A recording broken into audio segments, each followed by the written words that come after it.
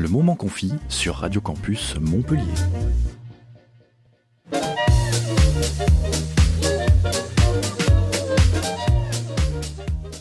On va passer sur quelque chose d'un peu plus punchy, un peu moins déprimant que Lazarus. On va écouter la chronique de Lino qui va nous présenter sa chronique droit et philo, et c'est tout de suite.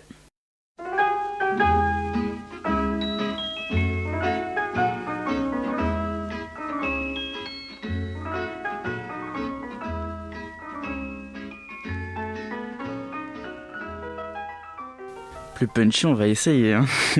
Aujourd'hui, on discute attestation dérogatoire de déplacement. Donc ça contraste un peu avec ce qu'on a dit tout à l'heure. Et toujours, bien sûr, en parlant de droit et de philosophie. Bon, on est en hiver, en plein hiver, mais il fait chaud, même s'il fait très froid dehors. Le gouvernement a encore annoncé de nouvelles mesures, le déconfinement, la moitié de confinement, l'autoconfinement, le couvre-feu plus tard dans certains départements, ou encore des interdictions de rassemblement. Le pays est en ébullition après ces fêtes, encore des interdictions de rassemblement. Habitants de la fournaise qu'est la France en ce moment, on a du mal à s'y retrouver entre toutes les mesures administratives de restriction de liberté, les autorisations données au compte-gouttes, l'ouverture des magasins, la fermeture des bars, partagées entre le bon sens sanitaire et le bon sens de l'humain qui n'aspire qu'à sa plus totale liberté. Nous sommes ici coincés. Déjà 2 confinements et à chaque fois avec un petit papier pour sortir dans la rue, faire la moindre activité. C'est curieux comme appellation, l'attestation dérogatoire de déplacement, parce que quand on déroge, c'est qu'il y a un principe ou une règle et qu'on admet une exception. Ici, le déplacement est dérogatoire. La règle, c'est de rester cloîtré. Bien sûr, c'est parce qu'on devait tous être confinés par principe.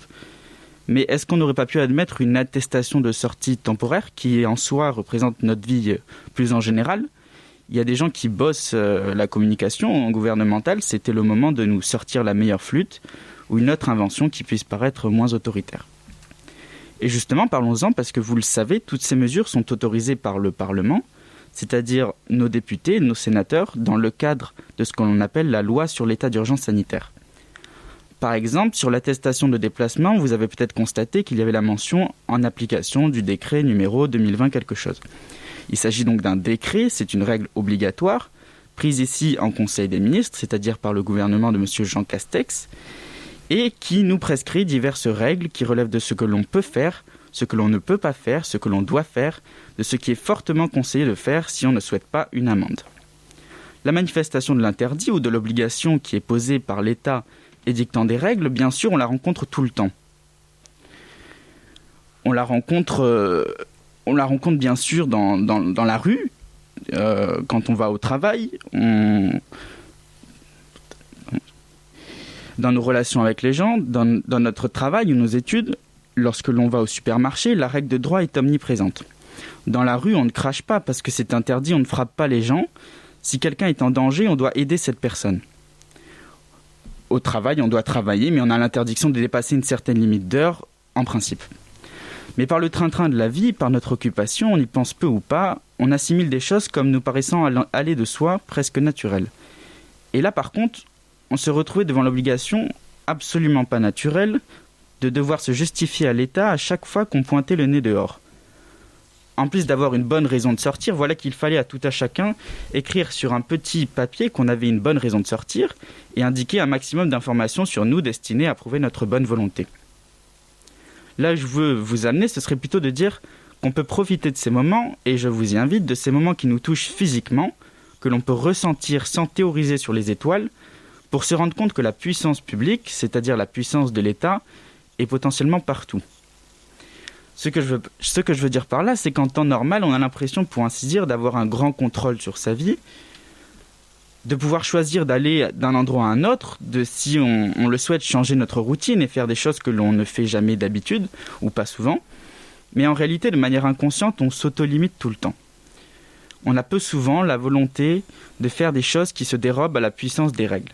Je ne parle pas ici des règles morales ou des normes sociales, je dis vraiment des règles du droit.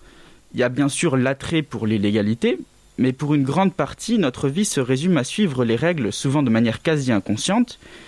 Et c'était juste pour glisser le mot, prenons simplement conscience que certaines choses que nous faisons dans notre vie de tous les jours ne sont pas là par pure volonté, mais aussi parce que pèsent sur nous des règles que l'on respecte souvent sans le savoir, du simple fait que ce sont des règles. En disant ça, je ne porte pas de jugement de valeur, je dis juste qu'il faut en avoir conscience. Par exemple, est-ce qu'il est bien, est-ce qu'il est normal, compréhensible, logique, rationnel, inutile, essentiel, d'avoir l'interdiction de cracher dans la rue, de marcher en plein milieu de la route, d'avoir le droit de goûter son vin dans un restaurant avant de le boire et d'avoir le droit de le refuser, car oui, c'est dans le code civil. Est-il normal d'être majeur pour conduire, de devoir aider quelqu'un en danger ou d'avoir son attestation sur soi pour sortir dans la rue ? Vous voyez, je prends des exemples extrêmes, certains qui se justifient clairement et d'autres peut-être moins. Ceci pour dire que lorsque vous vous trouvez devant l'interdit ou l'obligation, questionnez-vous de temps en temps, ne restez pas dans une attitude passive. Ne pas réfléchir, c'est peut-être abandonner sa liberté. Je vous laisse là et je vous souhaite une très bonne année. Cher pays de mon enfance,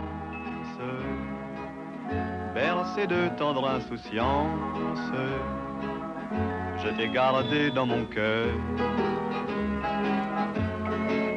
Mon village, au clocher, aux maisons sages. 102.2. Merci Lino pour la chronique. Effectivement, c'est super intéressant de, je sais pas si ça se dit, de conscientiser tout ça. C'est un peu des réflexes qu'on a parfois et je pense que ça donne un plus grand pouvoir de pouvoir réfléchir sur ça justement. Et c'est drôle en plus parce que ce qui pour nous, comme tu le disais, est normal, est une règle, ne l'est pas forcément pour d'autres pays ou pour d'autres cultures, quoi. Et nous, je prends l'exemple, tu parlais de marcher en plein milieu de la route. Nous, on a l'habitude, alors je sais pas pour vous, mais quand le feu rouge piéton, quand il est rouge, je marche quand même s'il y a personne. Alors que dans d'autres pays, s'il est rouge, il est rouge et c'est une règle que tout le monde respecte.